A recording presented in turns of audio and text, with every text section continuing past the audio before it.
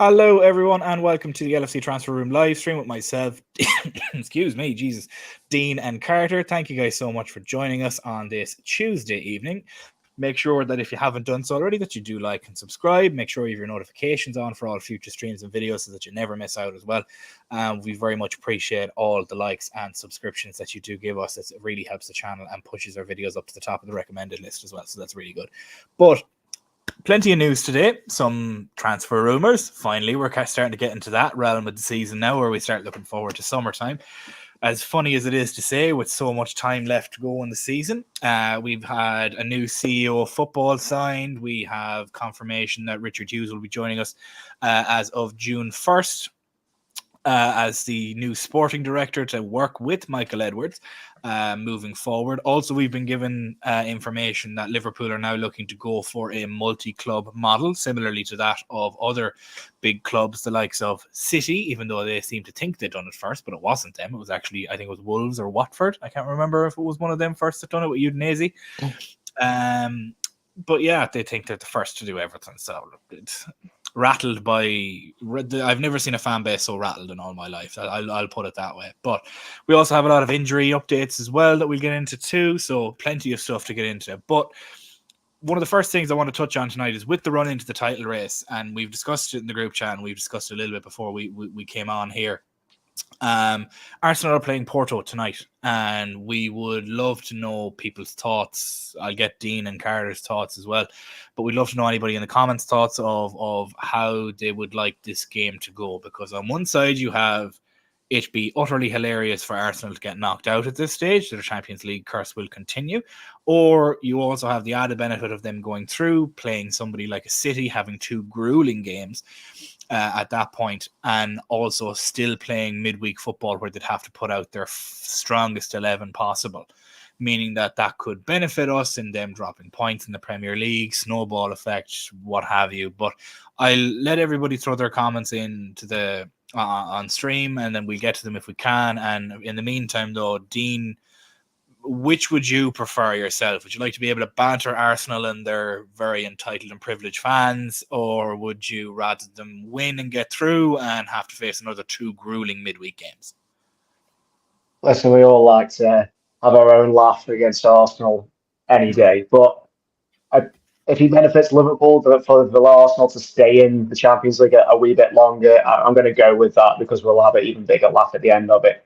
Whether that's a case of them dropping points, which I'd say was likely in the league, or if it's a case of being beaten City potentially in the quarters, or them dropping points, I should say, or City dropping points, that would be even better. So, yes, I would love Porto to knock them out because it would be hilarious. It's just knock them down a peg after they think they've already won the league, being on goal difference higher than us. But let them go out in the semis. That'd be the worst part for them to go out. It's always the worst part to go out, and they would have done us a favour in the process. Yeah, I see. I'm kind of torn myself. Carter, what about you? You have a similar opinion to Dean, or are you leaning one way or the other? It's like, let's laugh at them now, or you'd rather them, drop points in the league? I think sort of with Dean, I'd rather them go through. My sort of hope is maybe one of them or City maybe get Real Madrid, and then they meet in the semi-final and they just have as difficult time as possible, make sort of Saka, Rice, all of those guys play as many minutes. I don't want any of them to really get injured. I don't have any grievance towards any of them, but it just wears on you. When you play that many games, we've seen it sometimes. You start on the weekend and the first 30 minutes, you're not in it at all because you've just played an intense 90 minutes in the Champions League. Exactly. And also, I think going forwards, like the year we had last year, I think the English teams, we need City and Arsenal to do well to make sure we have 5 spots for the new set. So obviously, I think next season will be good, but you never know what's going to happen if certain players leave or if the manager does a massive falling out. I think for us, it'd just be best to just ensure there's 5 spaces because the Premier League's only going to get harder and more competitive. So if you have a year off, we definitely don't want to be missing out on the Champions League. So I think both sort of there's 2 positives for us if they stay in. Yeah, I agree. It's all fun and games to laugh at them and everything like that, but realistically, to be fair, Porto held them to 0 shots on target in 90 minutes, and I think they could Porto are a very, very tricky side. Now, not that we've had any problems with them, but Arsenal wouldn't know about that. It was 20 years ago that Jose Mourinho was sprinting up the sideline of Old Trafford after Porto knocked out United in the Champions League the year he went on to win it. So maybe could see something similar to that. Jen, thank you so much for your £2.99 with your super sticker. Very much appreciated. It all goes back towards the channel and is very much appreciated from you. As always, one of the stalwart contributors here. Thank you so much for that, Jen. It's a funny one because I'd love to see them go out because we could just laugh at them. But then that would remove any midweek football from them because they have no FA Cup games. They have no Champions League games. They have no Carabao Cup games because we won that. They have nothing, and they could focus entirely on the league. So, and I think those additional Champions League matches, especially when they have to run in on the likes of City and the likes of Spurs, especially after the international break, they'll be playing City and Spurs within the space of a couple of weeks while playing some very high intensity Champions League football. And if they got a Real Madrid or if they got a Man City in the next round, both teams have to put out their full strength force. And as Jen mentions here as well, they also have to play Brighton, who have a great record against them too, and that Jen thinks that they might drop points in the league and get Madrid or PSG in the quarters. If they got Madrid or PSG in the quarters and they get through that gruelingly somehow, I'd love for them to get PSG and just drag themselves through that only to get Madrid or City while having to play City, Spurs, Villa and Brighton in the league. It could be quite a little gauntlet for them, and I could see them dropping points or getting knocked out completely of a competition. But the longer both them and City are in the competition, the better for us, as we would be able, like Thursday night, we're able to just play the kids. We're up 5-1. Sparta could score 3, fair enough, but like that fifth goal more or less sealed it because we score 1, we're sound. Now Sparta have to score 6, and I don't see them scoring 6 against us, even the kids team, to be honest with you. But that's I kind of just want to laugh at them a little bit. I'm in a bit of a bantering mood, so like that kind of a way. I've already been bantering City fans on Twitter earlier today, saying how accusing us of hacking their scouting system, and I'm kind of like, well, maybe just change your passwords, and that might not happen. But it is what it is. It's a funny one, but I do hope Arsenal goes through purely because they'll still have to play a full force team. Jimmy was welcome. Jesus, time recovering from gallbladder surgery for a week, doing much better. Hopefully you're doing much better. That's absolutely fantastic to hear from you. But with some internal news, we have confirmation that both Michael Edwards and Richard Hughes are going to be coming to the team, and they will be assuming the CEO of football role and the sporting director role, respectively. And there has been nothing but praise about both of these men since joining us. Since this has come out, like you have the likes of Harry Redknapp saying that Richard is so knowledgeable from his time when he knew Richard Hughes in 2021, and that he knows every player in Europe. He's like an encyclopedia of football. And as well, we all know Michael Edwards' resume. But one thing, Carter, that I think a lot of people might have glossed over a little bit is Richard Hughes knows very well Xabi Alonso's agent, who's also the same agent as the Bournemouth manager. I can't remember his name for the life of me. It's Areola. Yeah. Not Areola. I think not the same one. I think that's it. Not to correct you. I think it's only after jumping back into my head there. But yeah, no, they're quite on familiar terms, so to speak. So that could be one foot in the door already. Couple of your thoughts on the appointments of both Richard Hughes and Michael Edwards. Are you happy with this direction the football club has taken in lieu of losing Klopp, that we've gotten 2 stalwart people back in that are very knowledgeable about football? I'm very happy. I think obviously we all know what sort of Edwards is going to bring, but I think the Richard Hughes sort of element is the more exciting one. Like I think Edwards, no matter what, is going to have a level of credit in the bank with us as fans, with the ownership.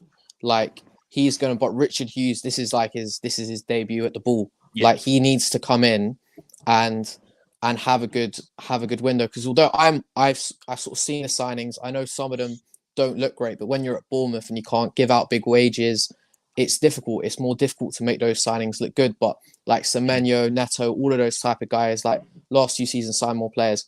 I think he'll come in, and a bit like Edwards, he'll be ruthless. Like I'd be sad to see him go, but someone like Matip, if we still had Klopp, I don't think he leaves. But I think with Edwards and Hughes coming in, I think they'll look and say, well, we've got Konate who's injury prone, and we're not going to keep Matip on. And I think I think there'll be some people will be very sad to see leave, but I think in the long term it might help. Like, I think they might look at someone like, as well as he's played Jota, constantly injured all the time, is this the peak amount of money you'll get for him? So I think there could be some, obviously it depends what kind of offers come in, but I think this will be a really interesting summer because you only get one first impression, and he'll want to have the fans on side. Because as soon as, if we have a bad window, everyone will go, he's Bournemouth director, he's Bournemouth level, he's this, he's that. And Edwards might tell him, I don't care. But public perception is a big thing. Yeah. So, and also the manager, like they'll all want to have a good first impression. So I think this summer will be really exciting. Yeah, I think so too. I think there's a lot of signings due to come in. There might be some departures. We obviously know the likes of Thiago is leaving in the summer. We know Joel Matip is going to be leaving in the summer on a free. Not before time with Thiago, if you're going to ask me personally. I think he should have been let go last season. Like, he just can't stay healthy. Like, he's been out for over a year, played 7 minutes of football, and is now out till the end of the season again. Just either go to Saudi and make your money, or just hang them up, to be perfectly honest with you. Dean, a couple of your thoughts on both Richard Hughes and Michael Edwards. Obviously, we know Michael Edwards. We know what he's done. We know the types of player that he brings in. He's very data analytical driven. Hughes as well has been very good with some signings. Obviously, they've worked together on the Dominic Solanke signing that went to Bournemouth, and obviously the buyback clause and everything that's there. So they're very intrinsically well with working with each other. What are your thoughts on the two of them being announced for this summer? I think it's the perfect start to the restructure. I don't think we could have really asked for much else. It's like going through a breakup and we've had the arm around the shoulder and giving you a big hug saying, it's going to be okay, lads, it's going to be all right. Like, that's your Michael Edwards, and here's your new optimism. You've got a new sporting director, something fresh, something different. We all know what Michael Edwards can do. He's the best in the business. You know, he doesn't need to prove himself. Like Arthur says, with Hughes, he'll probably have to prove himself to a point to the fans, but he won't have to prove himself to Edwards. They've known each other for 20 years, something like that, which is a really big asset because they're going to get on. It's simple as that. As something as small as that is a huge thing. They're going to cohabit. They're not going to argue as much. Well, there's always going to be some discussions, obviously, whether the arguments or not, but they're going to overall just get on with it. But yeah, it's going to be an interesting summer. It is a bit like a Jenga block for me, this one, because as much as we talk about losing some players here and there, I spoke on stream yesterday about it. Losing Klopp, from a signings point of view, losing Klopp is a massive thing. It's not a fatal blow, obviously, but for signings to come in, they've always spoke about how Klopp speaks to them, how he makes them feel. So, of course, you wouldn't want to have to persuade a player to want to join Liverpool because it should be an attraction in itself. But Champions League football, of course, helps. But another key thing is having world-class footballers. And obviously, there's some discussion of whether, with past experiences regarding it was Jordan Henderson, the contract situation Edwards had with that, and some discussions happened internally. There's some worry about discussions over Van Dijk's and Salah's contract situations. Would that still be the same thing? I don't think they will personally, just because of their numbers are still very high, whereas Henderson's were starting to fall at that point. But let's say we start moving some players on. Of course, Matip and Thiago, 100%. They have to go just with the pure common sense of it, unfortunately. You know, the lack of availability and the high earnings they get. But we can't start letting too many lads go because it's already going to be a summer of change. And you want to still have that base. You still want to have that continuity of going into another season. You want to add a couple of fresh faces, but there's no need, as it stands, there's no need to make major changes because right now we're the most competitive we've been since the last quadruple push. But I think this is more sustainable because we don't look like we're about to fall off the bridge. We don't look like we're about to fall on our arse through lack of fitness, lack of energy. We're just going to look like we're going to get stronger and stronger. And this is without 7 or 8 key players. So for me, this summer is about, obviously, before that is getting the right manager in. And then there are, is getting 1 or 2 fresh faces for key positions, and that's all we realistically can ask for. Of course, there is also the other aspect of the loanees that are currently out there. Then that's going to be an interesting aspect as well, and that could also, as much as some other people won't like it, could also be a funding source. A couple of lads will get moved on for decent money, and you've got the best negotiator in the business to get the most out of it as well. Yeah, exactly. Like, there's a couple of comments that I see coming in here, and we will get to them as well. Realistically, the Jamie was asking here, they must have dangled some carrots to Edwards, seeing initially did not want to come back. They've basically given him total footballing control, and so they brought him in specifically to take over from Mike Gordon, who's moved on to FSG International CEO. So what's going on there is basically he's going to be looking at getting a second club and joining that multi-club model. So I see a couple of questions here asking about it. Jamie is saying, can we talk about Edwards saying a big reason he came back was to help buy another club? Could it be a feeder club? And you have Halier mentioned here, I read the statement regarding Edwards, and there was this sentence: the growth of FSG in global football through additional investment and acquisition. They're going to be buying a new club. That's essentially it. And it's been reported a couple of times that this is basically what brought him back. So it's, to me, and what's hilarious as well is Edwards was offered roles at Chelsea and United, and he turned them both down to come back to us. So clearly believes in the project that's been presented to him, and he's definitely getting paid a boatload of money. So that obviously helps too. So he's resigning from Ludonautics as a June 1st, and then comes in to replace Mike Gordon as a June 1st, and Richard Hughes is joining on the June 1st as well. He's on gardening leave at the moment. For those that don't know what gardening leave is, it's essentially you're being paid to go on holiday until your contract is up, because there's sensitive information that that your current company does not want your new company to have access to as the competitors in the same field, Bournemouth and Liverpool in this instance. But I reckon these lads knew about it months ago, and it's only getting finalized now. But it'd be interesting to see what club we do go for and where geographically it is, because that will be a very telling sign. You see a lot of clubs that would have maybe clubs in Italy, clubs in France, clubs in Portugal. Obviously you have the likes of Genoa, you have Girona as well. You have multiple different clubs.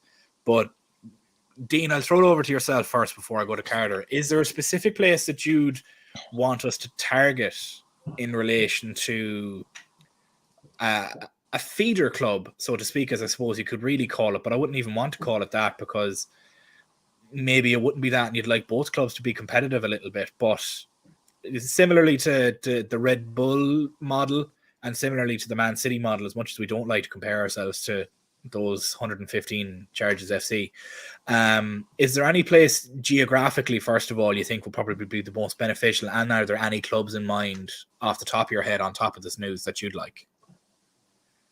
There's three options that scream out to me. I do think we might go down the Red Bull route. We very much get on with the Red Bull franchise, don't we? Then I can't remember who went over to Salzburg for a summer, and while we were building the new training base, to spend time over there to see how they operate. So I won't be surprised if we did that. The three options for me would be a Portuguese club, because we love Portugal. I don't know why. It's nothing against Portugal, obviously, but I think it's one of them where it's a major league, but not quite the top leagues, if that makes sense. Not one of the big four, but it has a great infrastructure, great coaching resumes, and I think someone like, not quite Braga level, but someone just a bit below maybe. I think that would be ideal. Like, the academies over there are very good as well. The other two options would be a South American team, because once again, we like South American footballers. The way the athleticism over there, the physicality, and we do like South American football. And another left field option would be an MLS team. Not necessarily one of the big ones, but I think, is it Ian Eyre and is it Peter Moore? They announced they're building a club over there to expand into the MLS with FSG and the American and whatnot. I won't be surprised if they did something like that over there. The reason I'm thinking that way is because, do we want someone to potentially build themselves up to get themselves into the Champions League? I don't think we'd want that because it can affect Liverpool itself. So having someone over in America, you can be competitive, you can be successful, and still build something over there. And then anyone who stands out in terms of as a player, you can move them across without much hassle. So, for example, in Girona, City getting linked to a couple of players over there, and their fans are getting absolutely spared, understandably, because they want to be in the Champions League, but they won't be able to. And I think it's the same in France. Is it Troyes FC they own or something? Yeah. And their fans and players absolutely hate the ownership because they feel like they're getting torn apart by it. They don't get treated right. So I think having someone out of the way, but also at a decent level, would be beneficial to the club. But if I had to choose a European one, it'd be someone in Portugal, because we have a few links to Portugal, and we like the way they work. Yeah, I agree, and a lot of people are saying this, and I think this as well, is the Portugal or Spain seems to be a really, really good and quick stepping stone for players to come from the likes of South America. Plus, Dean, would you be against the statement of saying that the Portuguese league is better or worse than the championship? Which would you say, is it better or worse? In terms of quality or competitiveness? Both, if you don't mind. In terms of competitiveness, it's worse than the championship because the championship's balmy into anyone could beat anybody. You can't predict who goes up, bar probably one of the Premier League teams that comes down. In terms of quality, the top 5 clubs in the Portuguese league are getting better and better. They're getting more competitive in Europe. I think that's the big telltale sign. The fact that a lot of their players are getting sold on for massive money. Like, obviously, Fernandes was the big one. He only spent 1 season over in Portugal, and he's immediately in Chelsea's midfield. So I think as a stepping stone, it is the perfect one. There's less competition in terms of from the 4th down. You could go for anybody in there for a reasonable price, and then you can finance it enough to get them players across and then build them up and then potentially get to Liverpool. Because I think if you try to take over someone like Braga or anyone above it, it's going to cost way too much, and then you can have conflict of interest, especially from the fan bases. So it's the best one on the tick list for me. It ticks the most boxes. Yeah. Carter, same questions to yourself. Is there anywhere geographically that you think we should focus on? We had Dean mentioned America, South America, Portugal, France.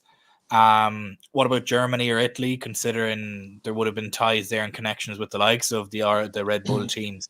And would you think the reason I asked about the competitiveness and the level of quality is more so for our own homegrown academy players, if we needed to loan them out to said second club, where would possibly be the best place to build their own careers, so to speak, similarly to how City could send somebody to Girona or Troyes as well. So where geographically do you think we should go? Is there a specific club or clubs you have in mind? And do you think there's a comparable to the level that would be at the championship, and where would that be?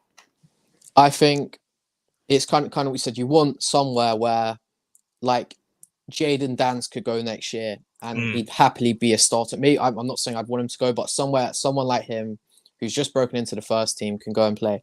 So I think Germany might be a bit of a physical jump for a lot of the guys. It is a men's league, although some people say it's a bit weak. I think Italy it's got better, but I still think it's quite rigid. I don't think it would suit attacking players. I think Spain, the technical quality might be a bit of an issue. Like, they might look a bit fish out of water.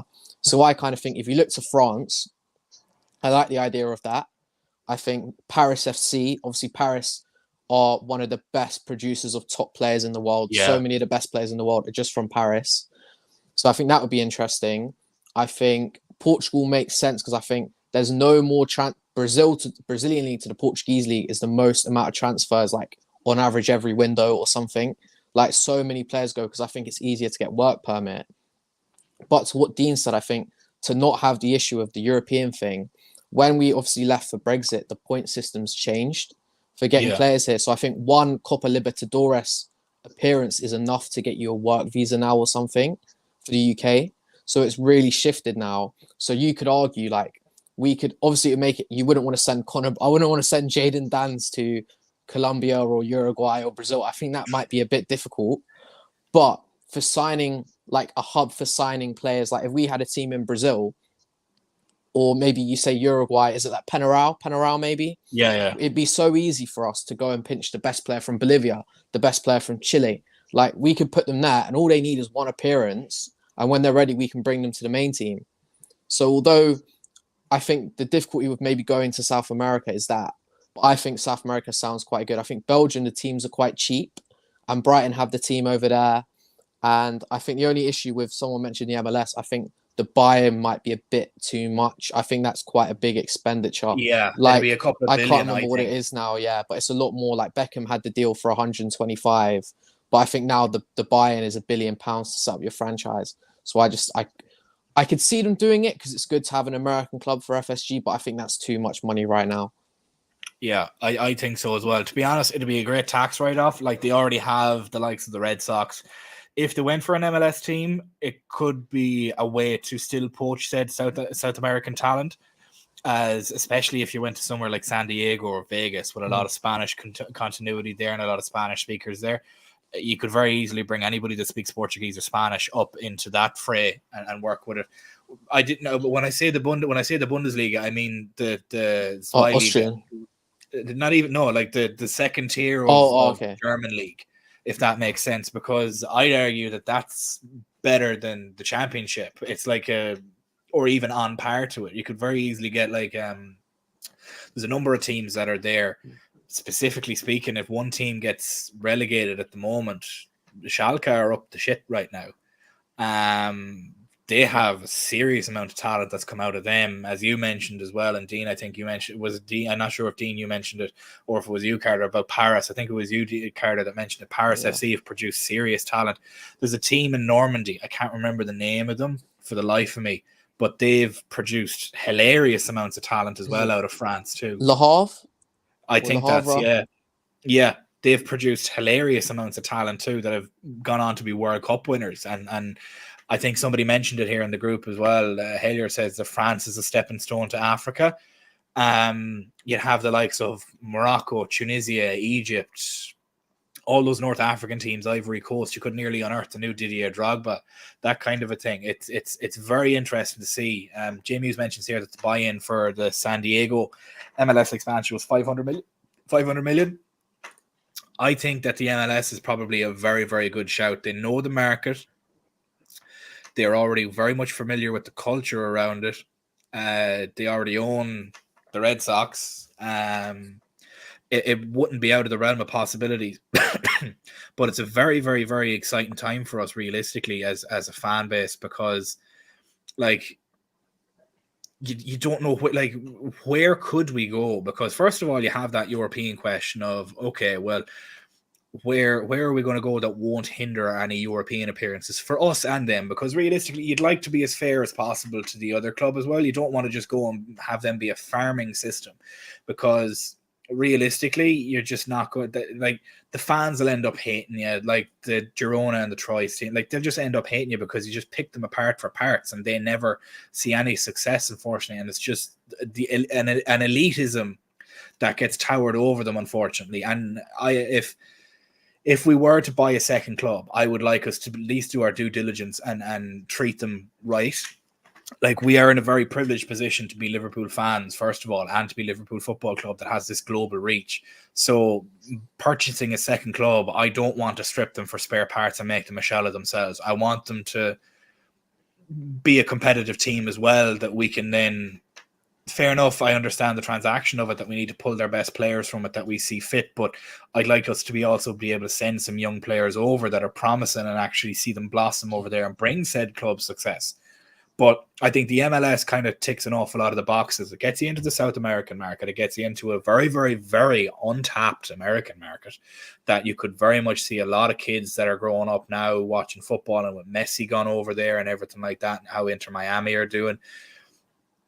Anybody that sees the athletes that play in both basketball, American football, and hockey, if they translated their athletic ability to soccer and from a very young age done so, and had the technical ability to do so, you could see some freaks come out of the American market very, very in the next 5 to 10 years. And that could very easily be a farming system for Liverpool if they wanted it to be. But it's the cost, as you mentioned, Carter, is an issue. fair enough, it's 500 million for San Diego, but you want to go into Vegas, all of a sudden you're asking for upwards of $1 billion. And if you want to write that off as a tax expense, fair enough, but then you'd have to oh god, it's really, really, really confusing as to what we would do with it. It's interesting though. It really is interesting, and I hope we actually do it right, because it could lead to an awful lot of success for ourselves. But before we move on to the next topic, I just want to say to make sure to like and subscribe if you haven't done so already. Have your notifications on for all future streams and videos, so that you never miss out on any streams or videos that we do post. We will be live. Excuse me. Jamie will kill me if I don't mention it. We'll be live later on again tonight at 2 a.m. UK time, or 9 p.m. Eastern Standard Time for our Star Stripes and Anfield night stream. We'll be live again then from tomorrow at 7:30 UK time for our pre-game stream for our game against Sparta Prague on Thursday. We'll have our post-game stream then at 10 o'clock UK time for the after game stream for the Sparta Prague game. Hopefully coming out of that with a victory as well, and resting a lot of players before we go and play United on Sunday against the in the FA Cup, should I say.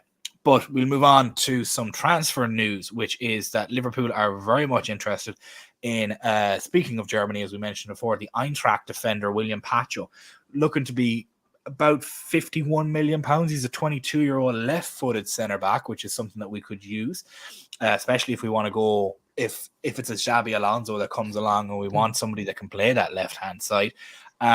Just to give everybody a bit of a look as to what he looks like compared to the two centre-backs that we currently have at the moment, I have some data here that we can have a quick look at. We'll go in and we'll share this screen and we'll pull the brand off. 1 second now. There we go. So if we take a look at this here, we can see that we have William Pacho, we have Ibrahima Konate, and we have Virgil van Dijk. So Konate and Van Dijk are in the red and the green, respectively, and we have Pacho here in the blue. Very high duel, defensive action, progressive passes. Not the best in the aerial, not the best in the carrying. Very good with his passes and forward passing percentage. Not that great, but he does make his progressive passes. Now, he's played a similar amount of minutes to Virgil van Dijk, so it is an interesting one to have a look at. He's about 6'2", 6'1", in and around that realm of a height. So it is he does seem to be physically there anyway. But Dean, I'll throw the question over to yourself first, because I have a second tab that I can bring up as well to show his aerial and his regular dual percentage wins as well. So a couple of your thoughts on him as a player. Have you looked into him much? It's Arsenal are also showing interest in him. He's Ecuadorian, so that would be another realm into the South American market. So what do you think about him as a player? 51 million for a 22-year-old. It's the type of player we like. In terms of profile, it makes sense. We like a South American, we like a 22-year-old, and we like someone costs a reasonable amount of money. The only thing that probably concerns me is the aerial duels, but that could be just down to the style of play and the team he plays in. Did he play a three at the back at Frankfurt? Not sure. I don't know myself. He plays both sides of the centre back, so he plays left and right hand side centre back. I don't know if they specifically play a back three or not. I've only looked into it in the past hour or so. I haven't necessarily. They definitely used to when they had Kostic and the manager who's gone to Crystal Palace. They definitely were sort of back three, back five then. That wouldn't. Yeah, well, I suppose he probably has experience in that. So it could be worth a punt, in my opinion. I say a punt, 51 million fucking pound punt. But it would be worth it, in my opinion. Carter, thoughts on the comparison between the three centre backs? Obviously, you have Van Dijk and Konate, the two best centre backs in the world, in my own opinion. And you have this 22-year-old that can come in. It'd be interesting to see how you compare with somebody like a Kwanzaa who could go to the right centre back position if we do move on from the likes of Konate, as we mentioned earlier in the stream. And obviously Virgil van Dijk's in the twilight of his career, even though he's playing the best football of his career hilariously. I think he looks quite, in the stats, he looks quite good. And I think something to kind of remember is when we were getting touted to Mickey van der Ven, he had a very low aerial win percentage rate. And I think that's jumped up when he's sort of come to the Premier League and he's played more in a four at the back. And I think going forward, it's quite interesting because we've all seen sort of the three guys sort of touted by maybe like Paul Joyce or Ornstein, or Nagelsmann, Amorim and Alonso, all managers who have used a lot of three at the back.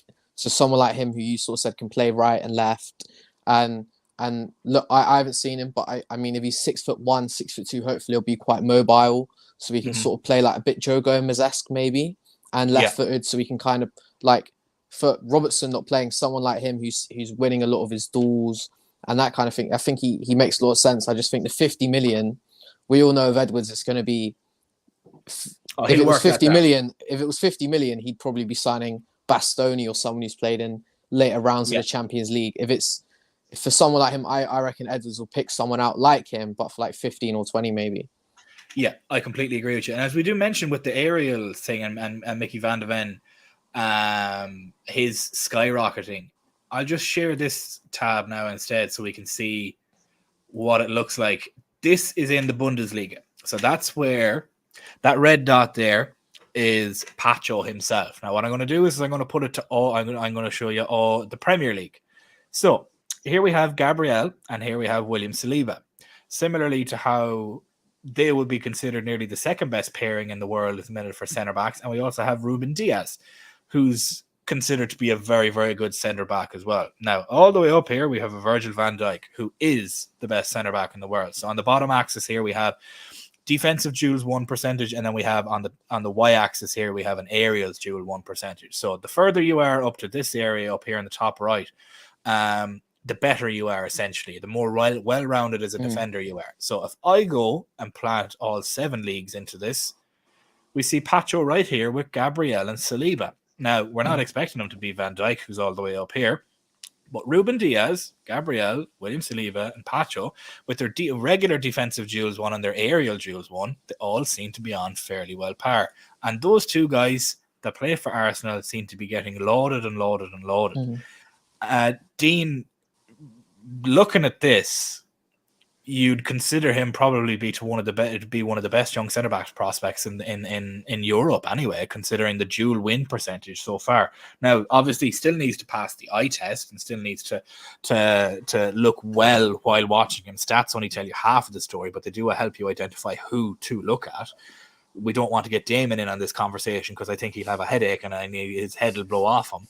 But it is one thing to look at. What do you like looking at that? Would you like Van Dijk, first of all, league of his own, and secondly, it's comparable to Saliba and Gabriel, which is mind-boggling that a 22-year-old is doing that.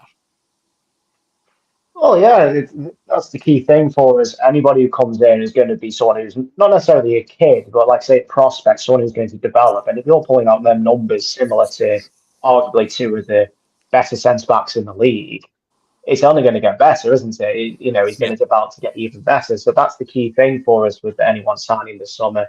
Obviously, there's, like I said before, the eye test, and there's also other little aspects to take into account. The league itself, the teams you come up against, you don't know what style of football they've been coming up against, whether it has been balls they've been dealing with through crosses or he's been on the floor. So obviously, numbers can be interpreted in different ways, but just on the face of it, it is promising and it does make a lot of sense. Is he left-footed? He is. He's left-footed, yeah. Yeah, I think we need a left-footer as well. We've been screaming out for a left-footer for years, and like I say, it just adds more to the tick list, and it is promising. The price obviously is a bit of an off-put, but if he's going to be someone who's going to be in your team potentially for 7 or 8 years, if not a bit more, it's going to be worth it in the long run, isn't it? Yeah. Easily going to be worth it in the long run. Like it's one of them that's just.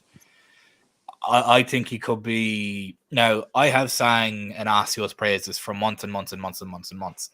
And if we still do sign him, I'll be over the moon. But one of the other ones that I would love if we went near, but we haven't really been linked with at all for a number of months now, is the chap that I've just highlighted up here, which is Lenny Euro. Yeah. Lenny Euro is possibly one of the best young centre-back prospects in the world, currently playing for Lille at the moment.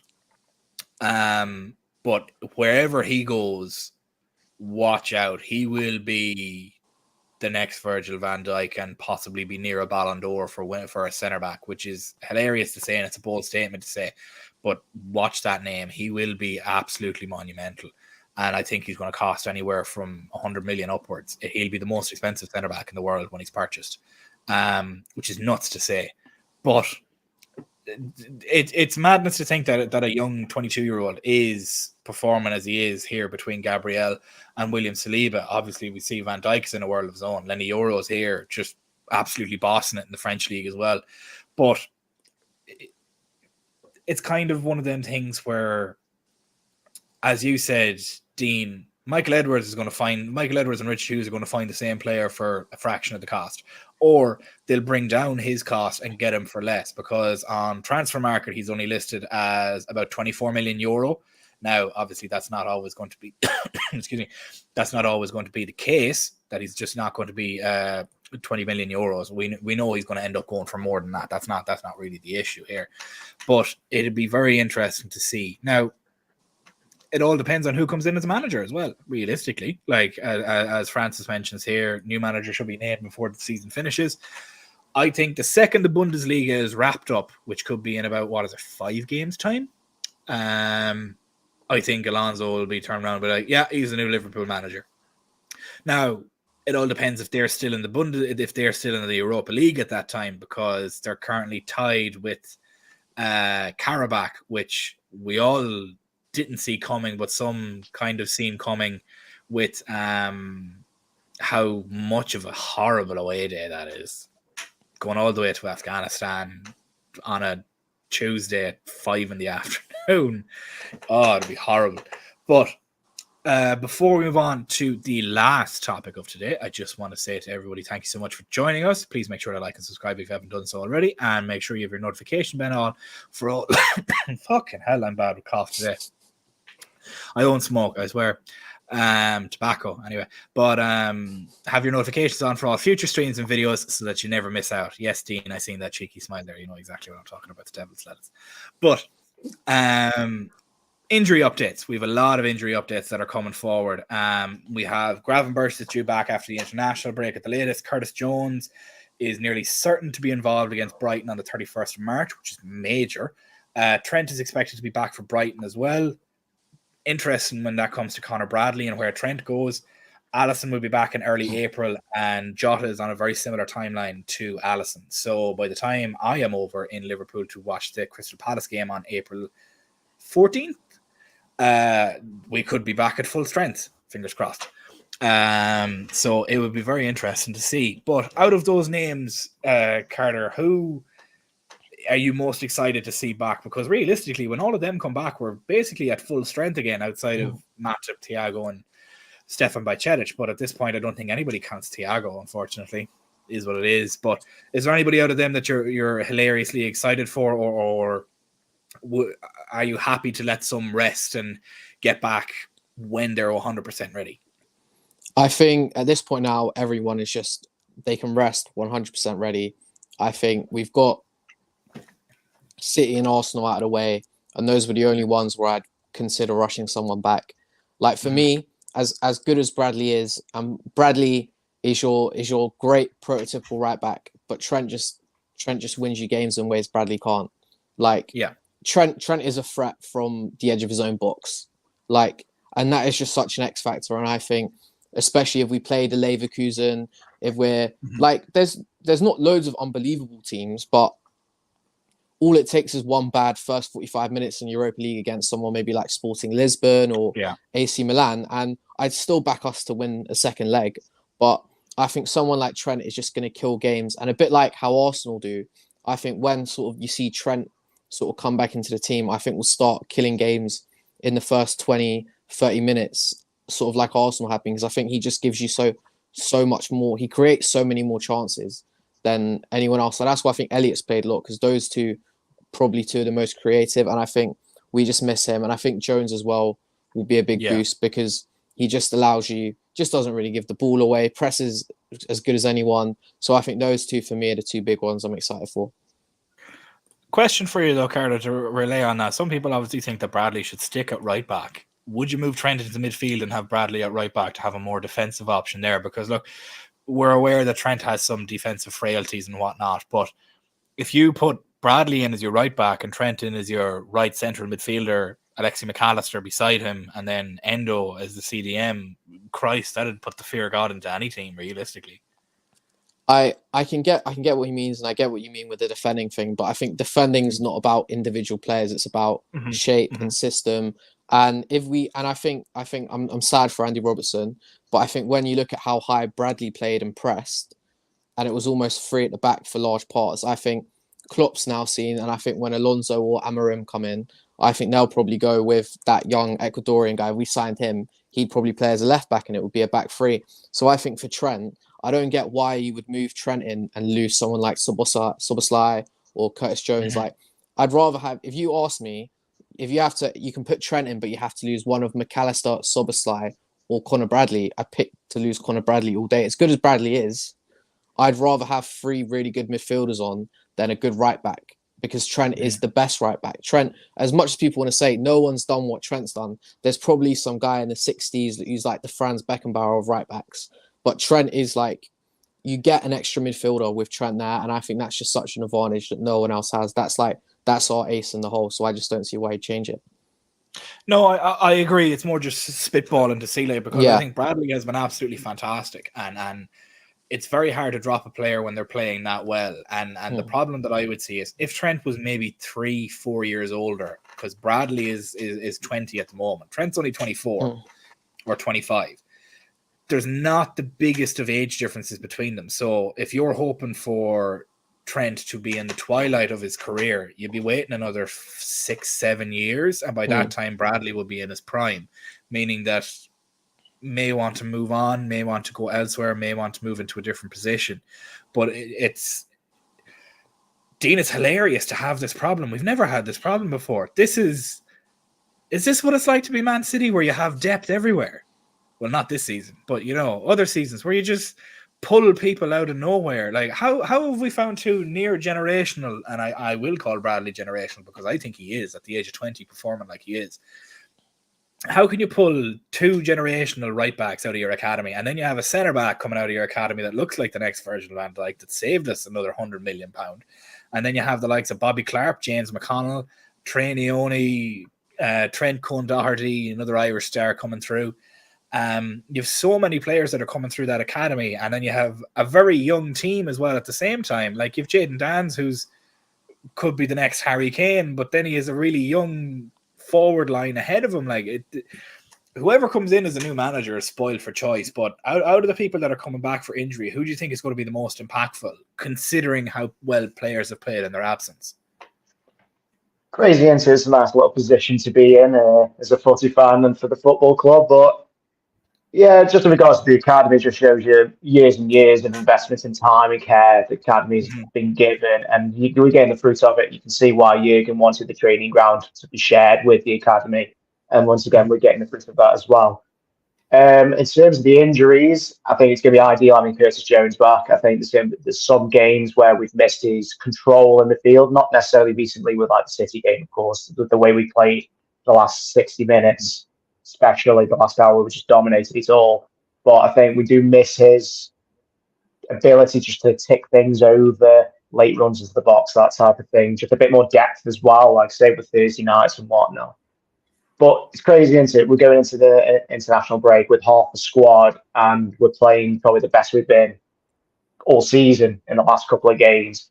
You look at Arsenal and Man City, full strength teams, and they're like going into this run-in. They can't get much stronger, whereas Liverpool still got 7 players out injured. We're going to only get stronger. That's the key thing. These lads have had a rest, they've had their rehab. They'll come back in for us fresh. It'll only be good things for us. I would like Joff to come back a bit quicker, I'm not going to lie. Still good to, if it's still early April, that's still great. But he's the one, I think, that makes the difference more than anybody. Just that killer instinct that if we had the chances again, but with him in the City game, we win that 2-3-1 easily. I think we just missed him. I'm going to probably get bashed for this. When Alisson is back, he still goes straight into the side. As much as Calher has been fantastic, we cannot knock him 1% at all. But Alisson still is best in the world, still is the number 1 by far. But so to have your number 1 goalkeeper would be something for the back line to make it feel like a tiny bit more comfortable. Not like I say, not that Calher has been for any stretch. In regards to Trent, there's always that defensive frailty. There's always that question mark over his head because we always pick out the finer points on world-class footballers because we feel like we have to. Trent, it was in the form of his life first half of the season. Points back to the Fulham game when he just grabbed it by the scruff. I know people will turn around and say, "Oh, it's because he went into midfield." It's not just because he went into midfield. There's loads of other games as well. He's done the same. You know, the Arsenal way where we had multiple injuries in the FA Cup.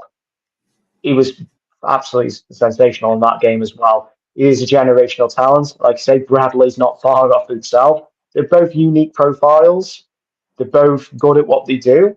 It's a nice problem to have, but Trent's still your number one. Klopp still says he's the best right back in the world, as much as Bradley has been a revelation at right back. As I've always said, horses for courses. This squad is horses for courses. That's why it's so good. We can change things up. That's why we have the most goals out of anybody coming off the bench, because we have options. We have different unique profiles of football players. And it's multiple weapons for Klopp to have, and it'll be multiple weapons for when the new manager comes in. That's what's so enticing for a new manager. He doesn't have to do too much to this side to make it effective because it already is.